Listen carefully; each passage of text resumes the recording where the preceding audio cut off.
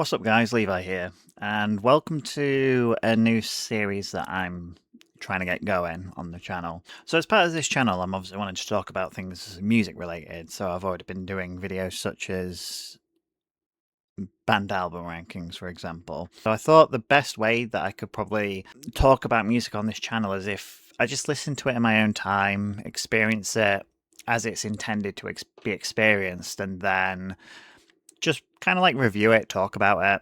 So, with that being said, what I'm going to do today is I'm going to talk about a couple of albums, a couple of new songs that have come out as well,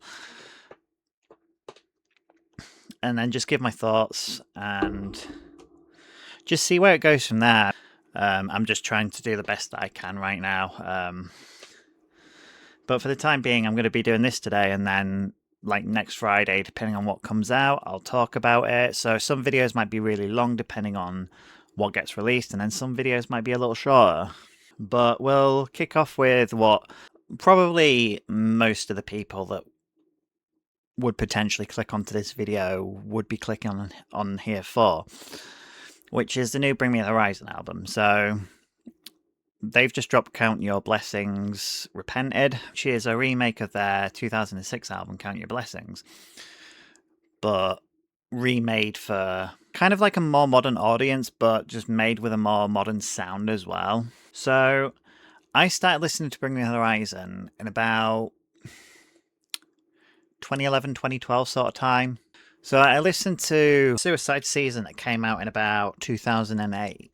And I thought it was a good song, and I thought I'd give a couple of more songs a go. And at the time, it was a bit hit and miss because I was still at that point where I was trying to get into the heavier side of music. I listened to some of There Is a Hell, and I also went back and listened to. Well, I tried to listen to Count Your Blessings, so I've heard Pray for Plagues before. And at the time, it was just like a little bit too heavy for me, but also as well, the mixing and mastering just felt very outdated, which I think kind of just took away from how good that album could have been. But as I've grown up a little bit and given more heavy music a go, so like, Lorna Shore and Bloodbath and stuff like that, like I've tried to go back to Count Your Blessings, and yeah, Pray for Plagues has always been a good song. It's just, again, the mixing and the mastering that has just really taken away and just make me kind of not want to listen to it as much as I'd want to listen to other Bring Me songs. So, like stuff from There Is a Hell, stuff from Sempiternal, which personally are my two favourite albums by the band. So when I found out that they were remaking Count Your Blessings, I was quite excited to hear, because I thought if they update the sound that this album had, just made it sound a bit more modern, I think this could really work. And they released Black and Blue, which isn't a song that I've heard before. And I have to say, I really enjoyed that song. I thought it was a really good song. Definitely one of the heavier songs that I've heard in quite a while. And then they started teasing Dehumanized, and I didn't know that if this was going to be for like a post-human 3, and then as it was getting closer to the release, I was then hearing it's going to be essentially on the Count Your Blessings remake, the first deathcore song that Bring Me the Horizon have written in a good amount of years. So I was quite excited to hear this. I was quite excited to hear what they could come up with in modern day. And then I heard Dehumanized, and I've got to say, I loved that song. I thought it was really good. I liked how heavy it was. So just to hear something like heavy from a band like that was quite refreshing. I was pretty excited, and I'm sure, like many Bring Me the Horizon fans, I waited up until this album was released because I just wanted to hear it as soon as it came out. And yeah, this album didn't disappoint. I don't think that 15-year-old me would have enjoyed it all that much, but because I've grown up and have come to appreciate the more heavier side of music, I've got to say I love it. I like the fact that it's been modernized. I like the fact that the mixing on it is really good as well. It makes the album a lot more listenable in general. Yeah, so obviously, Pray for Plagues, what more can be said? It's a bit of a metalcore slash, maybe you could say deathcore classic. I like the fact as well that they kept the original bit at the end where they have that sample. If you know, you know. It made me laugh a little bit. Tell Slater to not wash his dick. Again, really good song, really good metalcore song, deathcore song. The breakdowns on this album just sound so much more polished, which I really do like, and the fact that Ollie can still go at that rate even to this day, again, is just incredible. I know he kind of toned back on all the screaming and the growling over the last few albums, even though during the Post-Human series he's kind of brought that back a little bit. But to hear some of these like fry screams and these like really low gutturals like on a more consistent basis for me is like really enjoyable. For Stevie Wonder's Eyes Only, again, I really enjoyed this song, really enjoyed how heavy it was. There's a bit where it kind of sounds like a little bit black metal like instrumentally, which again is pretty cool. And yeah, so in terms of a lot like Vegas, the song was okay. It's not one of those songs that I think I would be going back to listen to as much as some of the other songs on the album. That's the thing with albums in general. You can have an album that's all killer no filler, but you're still going to have those like main songs that you're going to be going back to this album to listen to. Like if I'm going to listen to this album again, I'm going to want to hear Pray for Plagues. I'm going to want to hear Black and Blue. I'm going to want to hear Dehumanized, Dragon Slaying, and Off the He's A. But yeah, I mean, although like Vegas is still a good song, I just think that some of the songs on this album are just so much more better. Then you got Black and Blue, which I've already heard prior to this, and I thought it was a really good song. It's like the first exposure that I've had to Ollie being this heavy in a good number of years now. And like I said, it didn't disappoint. It's good to see that Ollie's still got that vocal range to be able to do stuff like this. So Slow Dance is a little bit more of an interlude and instrumental between Black and Blue and Dragon Slaying, which instrumentally it sounds fucking great. There's no vocals and it's like less than 2 minutes. So again, this is probably one of the songs that I'm least likely to come back to if I'm to listen to this album again. That being said, like even if it's like a song that I'm least likely to come back to and I still really like that song, it just goes to show how good this album really is. Dragon Slaying, again, really good song. It's it's really fast paced as well, and the breakdowns on it really do hit. There was a growl in this song that had me just like, jeez, like. And that's the thing, a lot of this album I was listening to and I was hearing some of Ollie's lows, some of Ollie's highs, and I was like, jeez, this is so good. Like, it's a great time to be a Bring Me the Horizon fan because post Sempiternal, I've not been as big of a fan. Don't get me wrong. I think that That's the Spirit had some decent songs on there, but overall, it just felt like a little bit too far left field for me. And then Ammo just kind of took that turn a little bit further. The Post-Human series has definitely been bringing me back into this band, though, but this album is just like really set in stone just how much of a fan of this band I really am. And that's not a knock on some of these albums that came before this, because like I said, some of these albums have good songs. It's just when a band's been going for as long as they have, they're going to take some risks, and for some people it's going to pay off massively. For some people it's going to pay off, but it's just not going to kind of hit the same, and that's kind of where I was in that spectrum. Because I could still listen to songs like Throne, for example. I could still listen to, Wonderful Life that had Danny Filth in, because I felt that song kind of sounded Limp Bizkit-y. And I really did enjoy the Post-Human series. So it kind of went from like, Sempiternal, and then it went down to That's the Spirit, and then down to Ammo, and then it's been coming up ever since then. So, Post-Human, and then Post-Human Next Gen, which I did prefer a lot more. And then you've got Count Your Blessings, which is an incredible album. So I used to make out with Medusa. I was listening to this and I just kind of felt like I was transported back into like the early 2010s when you had these these post-hardcore bands really making a name for themselves, and they had like a couple of albums under their belt that had this sort of sound. I think about this song, and I definitely think about the MySpace era of these bands. Which the other songs I hadn't thought about as much, which is kind of weird because when this album came out, it was like when bands were using MySpace to promote their music, which is where the whole MySpace generation and had come from. But overall, I did like this song. It felt like a bit of a nostalgia trip for that sort of heavier song from those sorts of days, if that makes sense. Like I said, I wasn't really into that sort of music, but I like things, like early Asking Alexandria, for example, early Motionless in White. Some of the Suicide Silence songs from back in the day were really good as well. And it just kind of took me back to that era, that I was probably a few years too late to, but hey. And then it got to 50 Fathoms Counting, and I was listening to this album, sort of eyes closed, just taking it in. And this song started playing, and I was thinking to myself, wait a minute, did YouTube just skip a bunch of songs, or did it just come up with another recommended song or some shit? And no, it was actually on this album. Like I said, I've not really listened to the original Count Your Blessings, so I was a little bit shocked, and I had to go and check if this was on that album.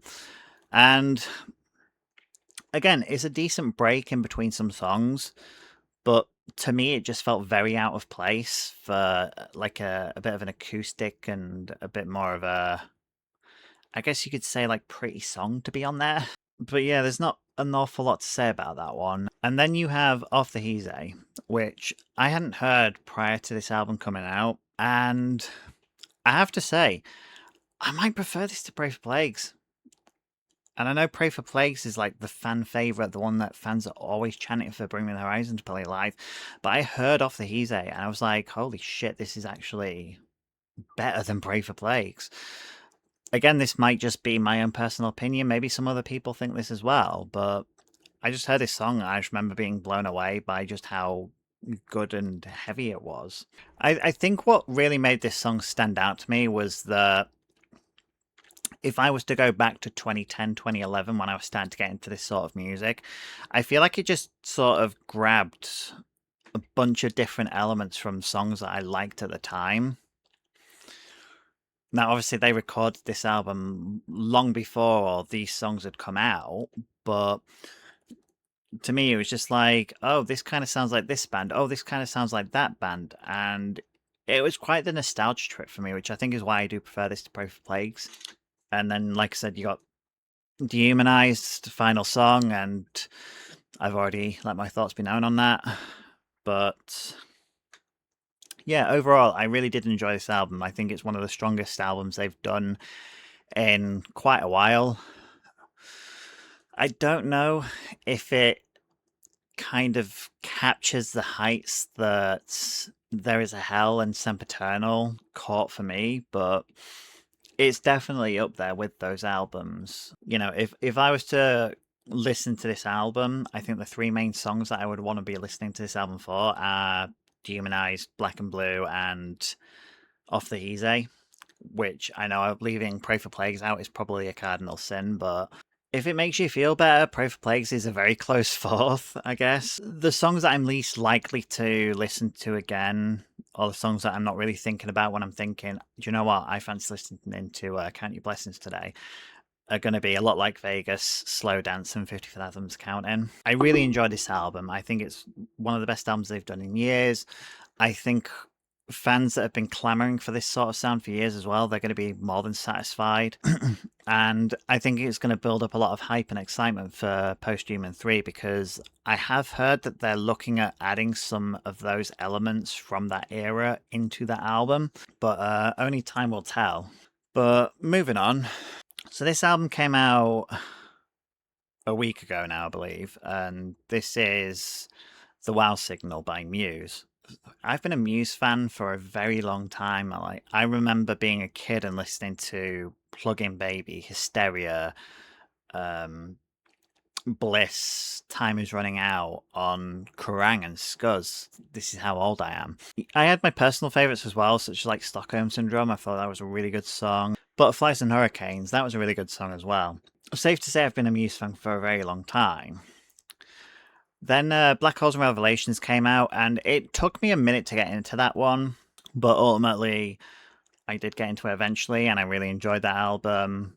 Songs like Starlight and Nice as Sidonia, which I've got Guitar Hero 3 to thank for that one. Then they decided to have like this evolution, so they did The Resistance, and I did like Uprising. I thought Undisclosed Desires was a bit of a choice for a song to put on an album by them, but it worked for them. It was a popular song for them. But overall, I remember listening to Resistance and thinking to myself, this is a little bit disappointing in comparison to their other works.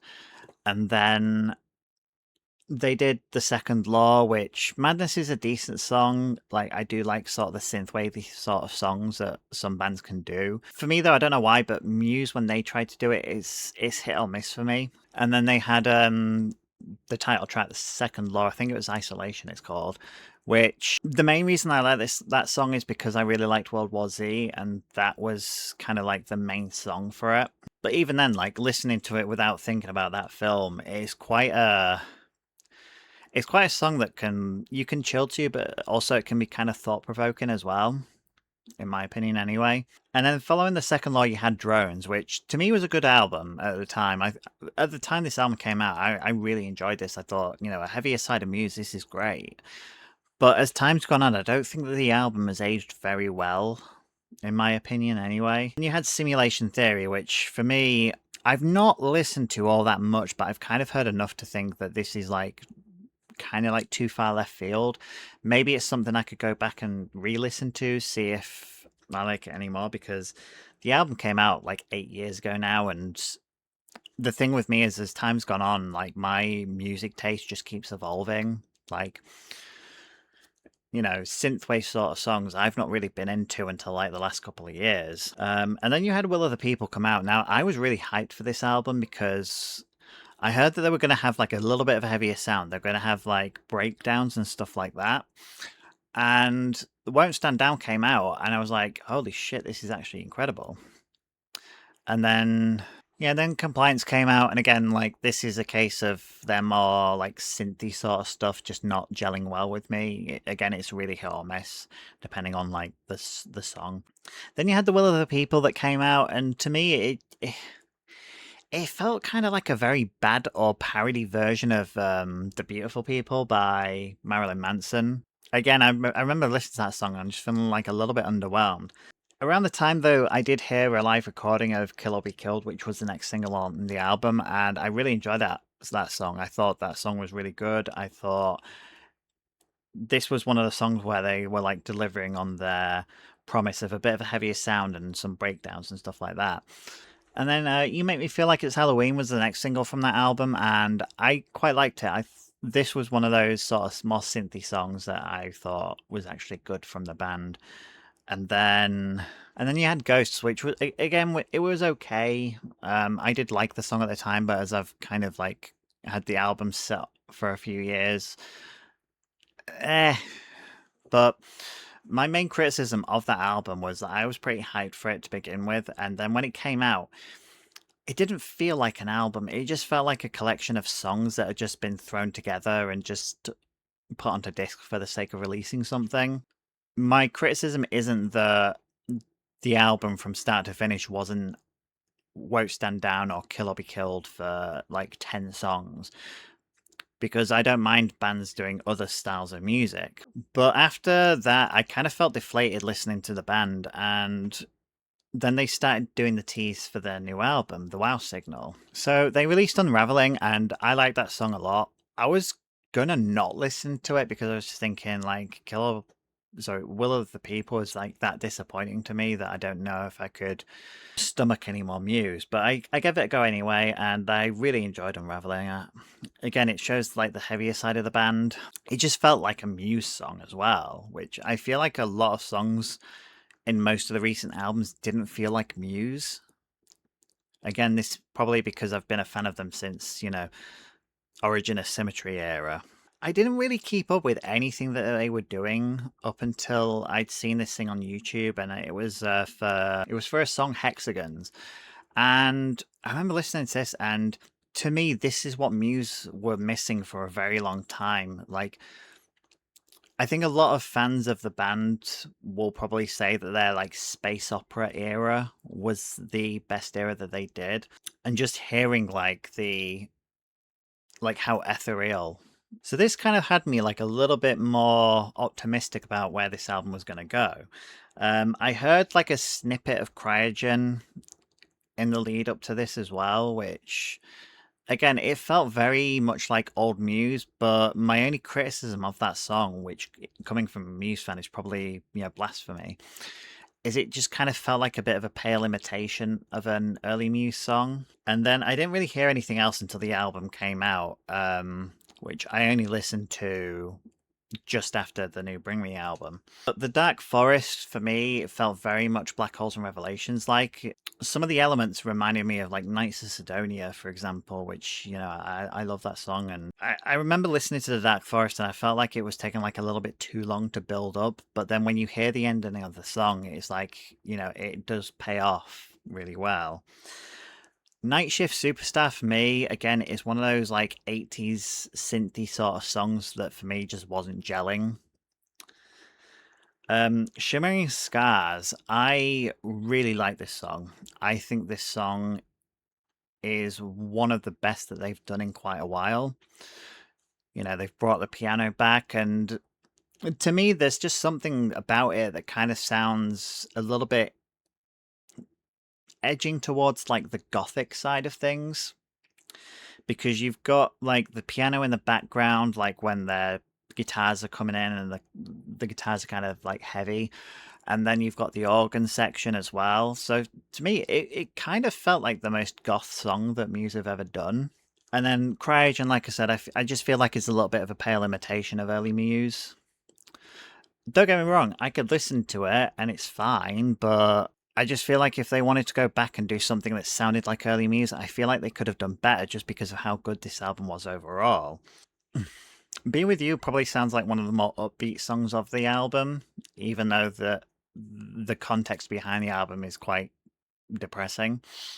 But this just felt like very much of an upbeat song, and it just felt like a nice change of pace based on what we had, leading into this. That I enjoyed anyway.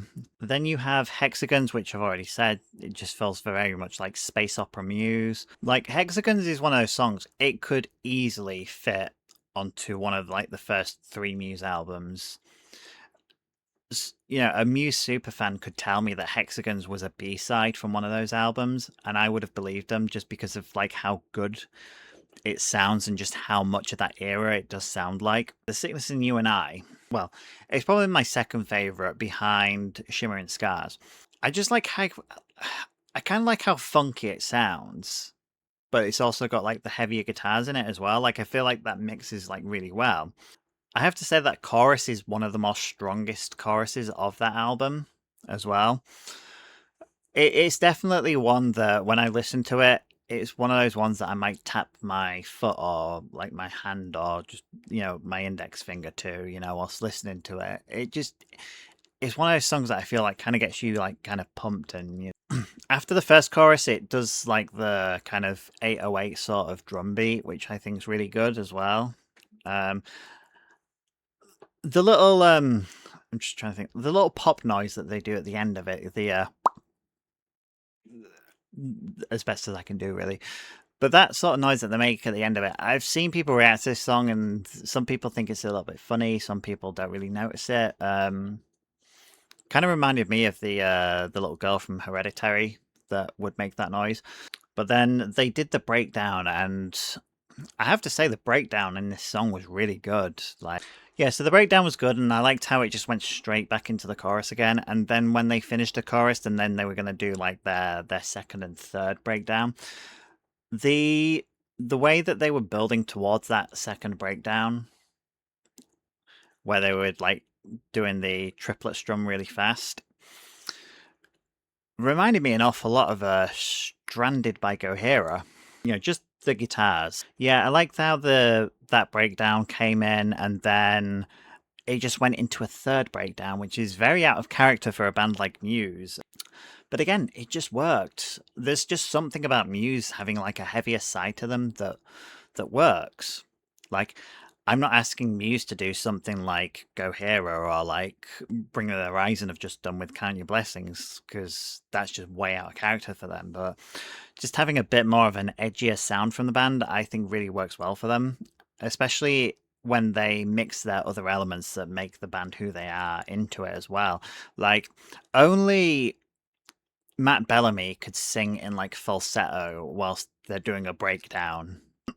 But then you get to the end of the song and it's, you've got those keys that are coming in, which when they did their live recording of Unraveling, it was the intro to that. So I thought that was really good connection. I thought that was a really good transition into the next song, which is Unraveling, which you already know my thoughts on. I think it's a really good song. I think the heavier side of Muse is definitely an interesting and a more enjoyable side to them. Then you have Hush. Now, I never saw the track listing or anything for this album until I listened to this album. And when I saw that Ellie Goulding's name was on there, I was just a bit like, what? Because Muse aren't that sort of band that really do collaborations. But seeing Ellie Goulding on a Muse song, I thought, this is interesting. I wonder how this is going to go. I wasn't expecting what I heard, because it wasn't like a balls to the wall heavy song, but it was definitely like one of the more rock songs that Muse have done. I was thinking to myself when I was listening to this, how is Ellie Goulding going to be on this song then? I think she did really well on this song. I thought she definitely added to it. Yeah, I think she knocked her part out of the park. And then you've got the final song, which is Space Debris. This might be a little bit of a hot take, but Space Debris for me just wasn't hitting. I know how important that song is to Matt, and he hopes that fans don't ask him to play that live just because of how personal it is to him. And I know that a lot of fans are saying that along with any other song from the album is the best song on the album. But for me, it just didn't hit. I don't know why. It might take me a few more listens for it to sort of click, but on that first listen and the subsequent listen that I did after that, I was just a little bit like, I might need time for that one. I don't know. But overall, like, the Wow Signal from the Muse, I have to say, is probably their best album since Black Holes and Revelations, maybe before that. It just felt very much like the first Muse sounding album that I'd heard ever since like that era of me listening to their biggest hits on Kerrang and Scuzz. Which, if they continue to release albums like that, I will be excited. If they're gonna have this like really good album and they're gonna follow it up with something like, The Resistance or Will of the People, then maybe not so much, but overall, I did enjoy the Wow Signal. Definitely some of their strongest work that they've done in years. Definitely some of the strongest songwriting as well that I've heard from them in years as well. And yeah, so moving on, we've got the latest single from Interpol from their upcoming album, This Mirror Weighs a Ton. Now, for me, Interpol, I was really late to listening to them. I started listening to them when I was in uni, so this was like about 7 years ago, maybe. And they've had projects dating back to 2002, so I was like really late to this band. So I caught up with everything they did, and Turn on the Bright Lights and Antics, definitely their best work. I will have to admire in Interpol. They were okay, but they just didn't hit the heights. And for me, El Pintor was definitely some of their strongest work following those first two albums. Then you had Marauder, and I thought that album was okay. I maybe listened to it a couple of times and really enjoyed it, but it's not one of those albums that I've really gone back to an awful lot. The Other Side of Make Believe as well, kind of the same thing. I enjoyed it when I first listened to it, but it's not one of those albums that I really went back to. Whereas some of the songs from this upcoming album definitely gives me those first two album vibes. So their title track, it was okay. I think that it kind of leaned a little bit more into what the band had become as opposed to what made them popular in the past. But I can see why there are fans of this song. You know, I'm not going to discredit the song entirely. I do think it's a good song. I think it's well put together. But for me, it's not as good as some of their other work. And when I heard See Out Loud for the first time, it was such a nostalgia trip because there's this really beautiful thing with music where you can listen to a song and it will take you back to a certain time in your life. It'll take you back to a certain era. And I heard See Out Loud for the first time, and I just instantly had flashbacks of being at university when I was like really getting into this band. This is one of the songs you could put this on one of their first two albums as a bonus track, and I think it would rightfully have its place there. You know, you can definitely like hear the indie rock roots that this band was like sort of founded on as well. And Iron City as well, like again, that song just really took me back to that era of getting into the band for the first time. A lot of people are saying it's like the New York Cares of this album. I don't really see it as much because New York Cares was like a very like chill song, whereas like this seems a little bit more like upbeat and a little bit more energetic. But that's not to take away from that song because I like the fact that it's a little bit more upbeat. I like the fact that it's a little bit more energetic. I think that this is one of those songs that could be on repeat for me for quite a while. But yeah, that song along with the other two singles is definitely got me a little bit more hyped for this upcoming album than say I was for the other two that had come out before this. The rest of their album sounds anything like these three songs that are released. I think this is going to be one of the best albums in years. I think this is going to be the best album since El Pintor at the very least. And it could be something that I'll be playing a lot over the summer. Overall, their latest single, Iron City, I have to say is one of their best songs in quite a while. We've got the latest single from Skillet called Scream. Now, I heard a live recording of this song before this song had come out because they played it live for, I think, their most recent show, or it might have been like in their most recent couple of shows. And I listened to it and I just thought, it's okay. Skillet are a band that have been a little bit hit and miss for me for quite a while now. I really liked, I think it was called Unleashed, which Feel Invincible was on and stuff like that. But for me, the first few albums and some of the songs from there, you know, like Comatose, Awaken Alive, Not Gonna Die, like those are the songs that really made the band for me and really made me a fan of the band. And then after Unleashed, it just felt like everything was kind of run of the mill for me anyway. That's not to say that everything they released after Unleashed was bad, because I did like some of the stuff they released, but overall I just felt like it wasn't capturing the heights that those first few albums were capturing for them.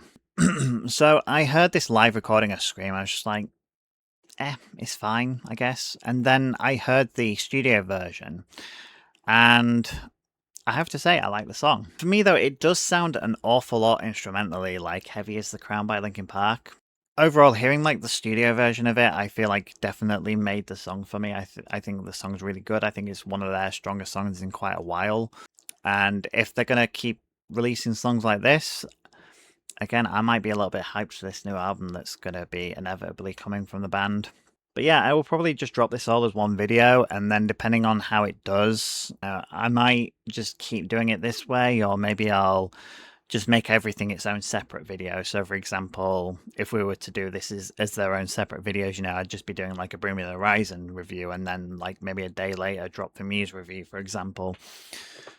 But the way I'm envisioning it at the moment is just like a bit of a weekly roundup of everything music related. You know, maybe I can re-review the Bring Me the Horizon album and just have it as its own thing. But I think for now, just having everything as like a bit of an altogether sort of thing, I think it would be just better, you know, just have like one day of the week where I just drop my where I just drop a video, give my thoughts on the releases throughout the week, and then just move on to, well, just wait for the next week to come and then do the same thing again, essentially. But yeah, hopefully you enjoyed watching this. If you have any thoughts on the latest releases from the bands I've spoken about, let me know. And yeah, as always, thanks for watching, and I'll see you in the next one.